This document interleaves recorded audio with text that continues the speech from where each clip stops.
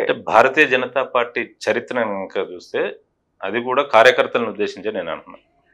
ఎక్కడ చూసినా కూడా అక్కడ గెలుస్తుంది అన్న నమ్మకం ఉంటే ఎవరు ఎడిపోయినా కూడా కార్యకర్తలు కంపల్సరీ గెలిపిస్తారు. అక్కడ నమ్మకమే లేనప్పుడు కార్యకర్తలు కూడా వేరే పార్టీ వైపు అంటే వేరే వైపు మొగ్గు చూపే అవకాశం ఉందన్నట్టుగా రాజకీయ విశ్లేషకులు అంటున్నారు. ప్రసక్తే లేదు, మా కార్యకర్తలు ఎటు మొగ్గు చూపడానికి ప్రసక్తే లేదు. గెలవని సీట్లు మనం వేసిన దండగే కదా, దాని బదులు కాంగ్రెస్ ను ఓడగొట్టడానికి బీఆర్ఎస్ కేసు గెలిపించుకున్న బెటర్ అన్నది.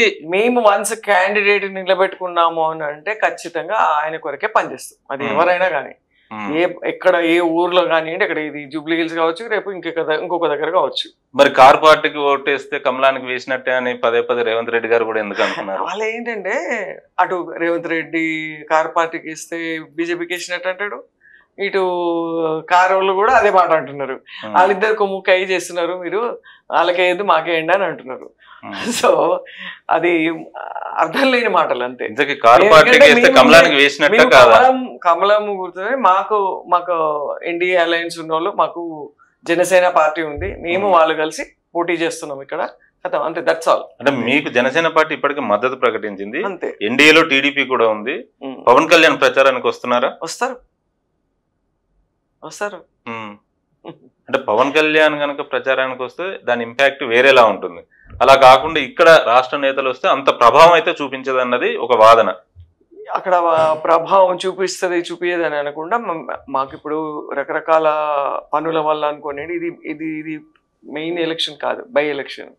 బై ఎలక్షన్ లో ఉన్న కమిట్మెంట్లు ఈ టైంలో ఉన్న అటు ఆంధ్రప్రదేశ్లో కానివ్వండి, అటు దేశంలో కానివ్వండి, రకరకాల కమిట్మెంట్స్ తోని కార్యక్రమాలు నడుస్తున్న సందర్భంలో ప్రయారిటీ అని అన్న దాని మీదకి వచ్చేసరికి కొంచెం లేట్గా అయినాయి అంతే.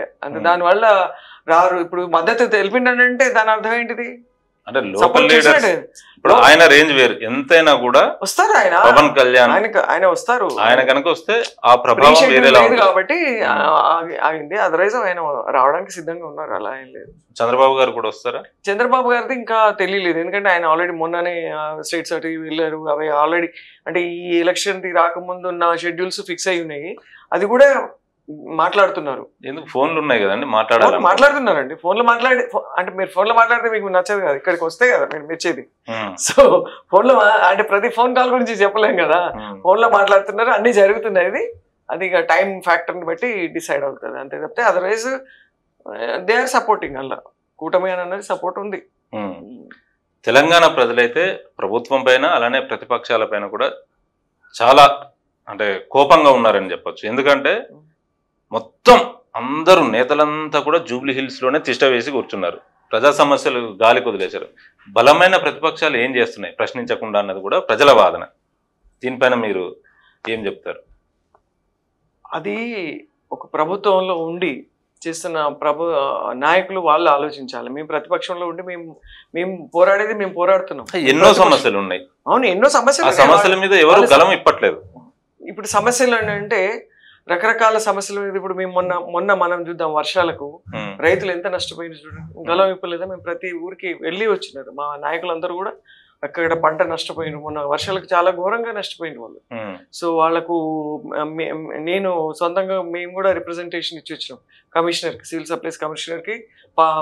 వారికి తేమ అంటారు, తేమ ఉన్నా కూడా ఇప్పుడు వర్షంలో తడిసినాయి కాబట్టి తేమ ఉన్నా కూడా దాన్ని కన్సిడర్ చేయాలి. రకరకాలుగా వాళ్ళకు రేటు ఇవ్వడం కానివ్వండి, ప్రొక్యూర్మెంట్ కానివ్వండి, ఇవన్నీ చేయాలని చెప్పేసి మేము పోరాడుతూనే ఉన్నాము. అది మీరు చూడలేదు. మేము చూడలేదు అన్నది కాదు, అందరూ కూడా. అంటే చూడండి, ఓటర్లకు ఇప్పుడు జూబ్లీ హిల్స్ ఓటర్లకు కూడా ఒక కన్ఫ్యూజన్ నెలకొంది. అసలు అభ్యర్థి ఎవరన్నది పక్కన పెడితే బీఆర్ఎస్ పార్టీ నుంచి కేటీఆర్ కనిపిస్తున్నారు, ఇటేమో రేవంత్ రెడ్డి గారు కనిపిస్తున్నారు, మీ పార్టీ నుంచి కిషన్ రెడ్డి గారు.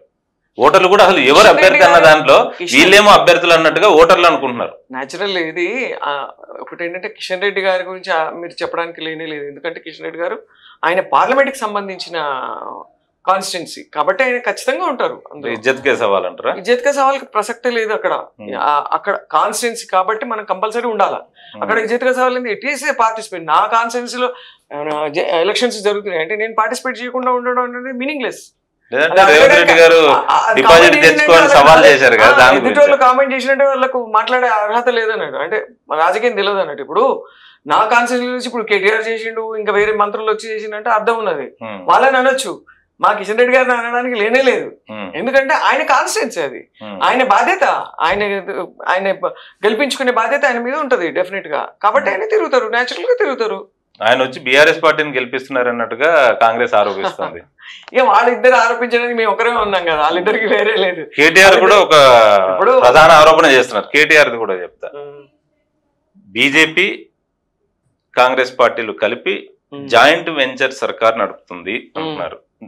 అదే అంటున్నా కదా నేను అనేది, వాళ్ళిద్దరికి అసలు ఏమీ దొరకట్లేదు అసలు మాట్లాడడానికి. బీజేపీని ఎలా వేలెత్తి చూపుదాము అని అన్నదానికి అసలు వేలెత్తి చూపడానికి ఒక అవకాశం అంటే ఎక్కడా లేదు. కేంద్రం నుండి చేస్తున్న మోదీ గారు చేస్తున్న కార్యక్రమాలు ఎంత మంచి కార్యక్రమాలు అంటే ఒక్క వేలెత్తి చూపెట్టడానికి లేదు. ఇక్కడ కిషన్ రెడ్డి గారు తెచ్చిన బడ్జెట్ గురించి 1,40,000 కోట్ల బడ్జెట్ కేంద్రం నుండి తీసుకొచ్చింది తెలంగాణకు. సో మా మీద పార్టీ మీద మాట్లాడడానికి ఏమీ లేదు కాబట్టి ఒకరికి ఇప్పుడు ఒక పార్టీతోని మీరు అలయన్స్ అవుతుంది అని అంటే అర్థం ఉంది. ఆ పార్టీ అయినా మాతోనే అంటాడు, ఈ పార్టీ అయినా మాతోనే అంటాడు. ఏమన్నా అంటే మీ పార్టీలో ఉన్న నేతల వ్యవహార శైలి అలా ఉందేమో, ఎవరికి తెలుసు. వ్యవహార శైలి ఏంటంటే, ఇప్పుడు మనం అందరం కూడా మనుషులం, ప్రజలం, అందరం నాయకుల కంటే ముందు ప్రజలము. ఇప్పుడు కలిసినప్పుడు మాట్లాడుకోవడం అనేది సహజంగా ఉంటది, ఏ నాయకులైనా మనం మాట్లాడతాం. ఇప్పుడు మొన్న రకరకాల ఒకరు పెద్దవాళ్ళు చనిపోయినరు, పోయి పలకరించడం, ఇంకొకరి ఇంట్లో ఇంకొక ఏదో ఫంక్షన్ అయింది, పోయినాం అంటే దాని అర్థం ఏంది? ఇంకా అలయన్స్లేనా ఏకంగా? అలా ఉండదు కదా. అంటే ఎంపీ ఎన్నికల్లో బీఆర్ఎస్ పార్టీ బీజేపీకి సపోర్ట్ చేసింది, కృతజ్ఞతగా ఇక్కడ ఎమ్మెల్యే స్థానాన్ని ఉప ఎన్నికకు సంబంధించి బీజేపీ సపోర్ట్ చేయాలి, గెలిపించుకోవాలన్న ఆలోచనలో ఉంది అన్నట్టుగా కాంగ్రెస్ పార్టీ ఆరోపణ. Not at all. బీజేపీ కమలం పువ్వు గుర్తు, మోదీ గారిని చూసిన పడ్డ ఓట్లు, అక్కడ వాళ్ళు సపోర్ట్ చేసింది ఏమి లేదు. వాళ్ళు సపోర్ట్ చేస్తే మరి మాకు అసెంబ్లీలో కూడా రావాలి కదా, రాలేదు కదా. మాకు మోదీ గారిని చూసి వచ్చిన ఓట్లు అవి. మా క్యాండిడేట్లు మోదీ గారు డెఫినెట్ గా సెంట్రల్ గవర్నమెంట్, సెంట్రల్ పార్టీ అనేసరికి నేషనల్ లీడర్ ఎవరు ఉన్నారు అనేది చూస్తారు. ఇప్పుడు కాంగ్రెస్ రావట్లేదు.